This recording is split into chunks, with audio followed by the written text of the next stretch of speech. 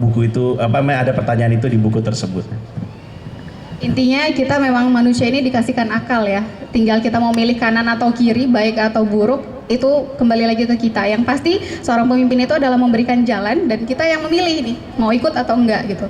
Oke Mas, ini ada lagi nih tentang di buku ini, tapi sebelum kita ngebahas buku ini ya, saya mau tanya nih, sebenarnya Mas nih banyak gaweannya juga.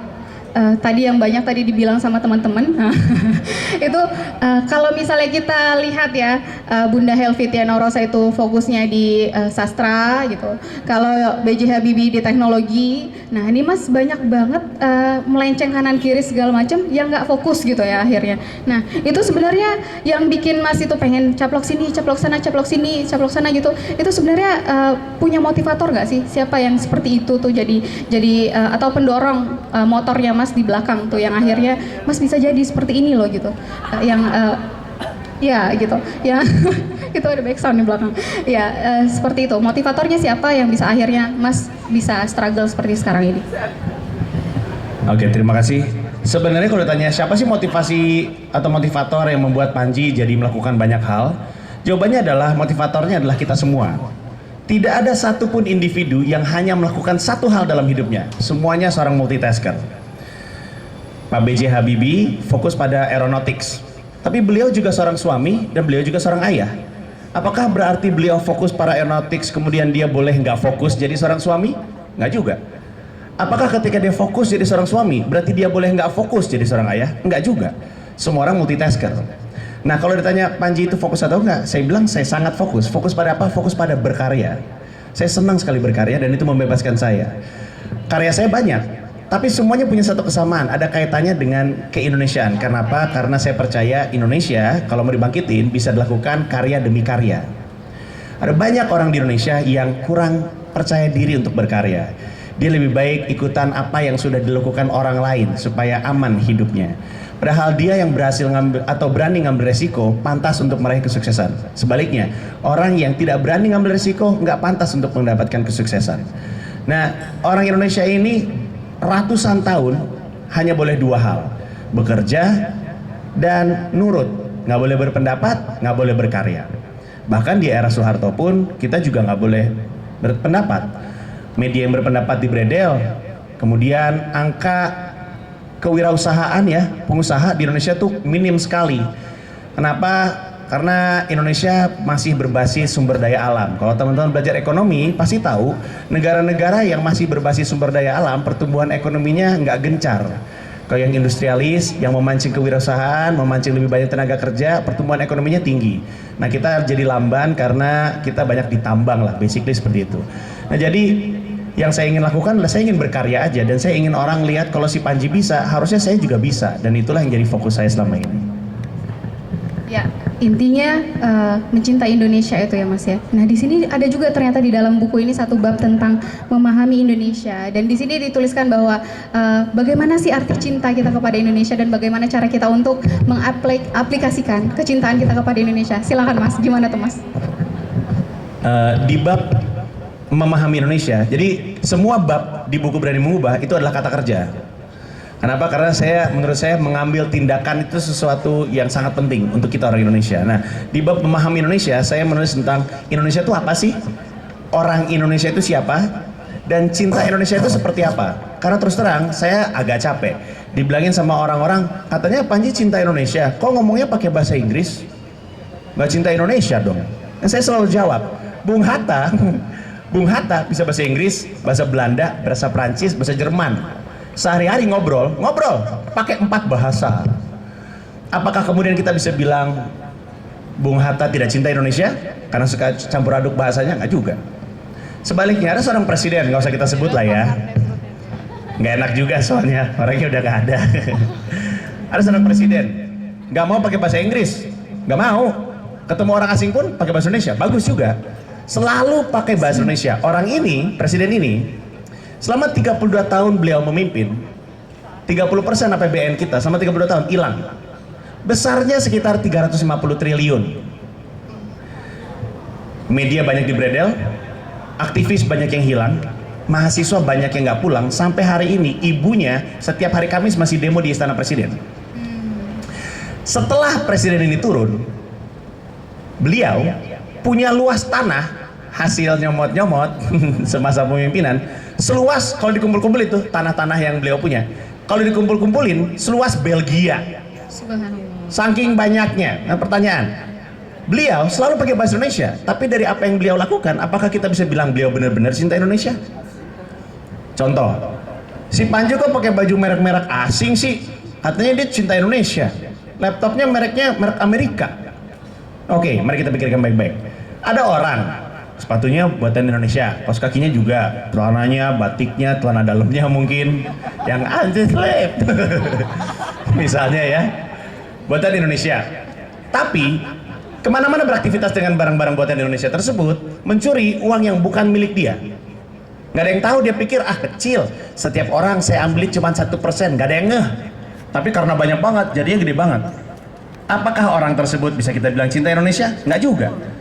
Sekarang bagaimana dengan dua orang mahasiswa kerja pakai laptop merek asing, bajunya juga mungkin merek asing, beli di factory outlet mungkin, saya nggak tahu. Semua barang-barang yang digunakan, software apa segala macam buatan asing. Tapi dengan buatan asing tersebut, dia jadi juara dunia Olimpiade robotik. Anak Indonesia, namanya Rodi dan Akbar. Yang banggakan kita juga. Kalau kita bilang robot, pasti yang pertama adalah Amerika, Jepang, Tandra, gitu kan. Yang artinya dilarang merokok. Iya betul. Atau Amerika Serikat gitu robot. Tapi enggak loh, 4 tahun berturut-turut juara dunia Olimpiade robotik adalah Indonesia, negara kita. Dengan, ya boleh tepuk tangan, boleh. Nah artinya, jangan menilai orang ini cinta Indonesia atau tidak dari apa yang dia pakai, apa yang dia ucapkan, tapi nilai dari apa yang dia lakukan untuk Indonesia. Nggak usah aneh-aneh kok, udah jadi diri sendiri aja. Tapi kalau nawaitu asik, gokil. Kalau niatnya adalah untuk ini gue pengen lakuin ini baik untuk orang lain atau untuk Indonesia, ya udah cukup, itu cinta Indonesia. Itulah ini maksud. Subhanallah. Jadi intinya kita mulai dari diri sendiri. Saya juga pada baca tuh ya. Kamu punya mikrofon? Ada. Alhamdulillah. Ini berkah. Ya. Kita mulai dari diri sendiri, mulai saat ini dan mulai dari yang terkecil gitu. Betul. Ya Mas. Dan itu tadi ya, MC yang sebelumnya juga pakai batik, itu salah satu bentuk cinta kita ya Mas ya. Kalau dia lakukan itu untuk mendukung pengrajin batik, ya. Kalau dia lakukan itu supaya kelihatan cantik di depan kecengannya, ya enggak juga. Kan tergantung niatnya. Oke. Sip. Berikutnya Mas ini, setelah semua hasil karya yang ada di sini kan, kita memang sebagai manusia di dunia ini memang harus setiap harinya berkarya ya Mas ya. Dan alhamdulillah karya-karya Masnya juga sudah banyak. Nah, ini nih yang kita pengen tahu berikutnya nih. Setelah karya-karya yang ada dibuat ini, apakah ada karya lagi yang ingin dibuat berikutnya yang sudah ada di planning? Itu kira-kira apa, dan follow up-nya nih setelah ada buku bermacam buku yang alirannya hampir-hampir sama ini follow up-nya berikutnya apa nih Mas? Nggak ada sih, saya sebenarnya saat ini ada di titik yang saya sudah mimpi-mimpikan sejak dulu. Jadi yang saya ingin lakukan adalah ingin jadi lebih baik aja. Jadi penulis yang lebih baik, jadi stand up comedian yang lebih baik, jadi rapper yang lebih baik, jadi suami, ayah yang lebih baik, jadi guru yang lebih baik. Pokoknya semua yang udah jadi kegiatan saya, sudah jadi karya saya ingin lakukan lebih baik lagi. Itu aja sih. Iya, kan kalau lebih baik ini banyak ya. Jadi salah satu yang paling Mas pengen untuk 5-10 tahun ke depan ini pengen jadi apa sih Mas? Entrepreneur, pengen jadi pengusaha. Saya punya pengusaha. Biasa aja. Distro ya Mas, sudah ada distro. Ya saya unit bisnisnya ada beberapa selain manajemen. Saya punya kolam komik, itu perusahaan komik digital. Bisa dibuka di kolamkomik.com. Komiknya gratis, hidup dari iklan. Saya lakukan itu, saya jelasin biar konsisten sama apa yang saya bilang tentang berkarya di Indonesia. Saya lakukan itu karena di Indonesia ada banyak banget komikus yang kerja untuk perusahaan Amerika. Artinya level kemampuan menggambar, mewarnai, bikin tintanya anak-anak Indonesia itu level dunia, Marvel segala macam. Kalau beli komik Marvel, kalau buka halamannya suka ada colorist Sunigo, SUNNY Go, itu orang Indonesia. Di paling depan komik, gila, buka paling depan ada nama anak Indonesia, komik Marvel Amerika Serikat, dibeli sedunia. Nah, iya, sekarang Sunigo bikin perusahaan namanya mako.com, bisa dibuka juga, komik Indonesia. Nah, Yang saya inginkan adalah kalau memang kita levelnya level dunia, kenapa kok nggak ada komik Indonesia yang tembus ranah pop gitu? Kenapa anak-anak ke toko mainan beli Star Wars?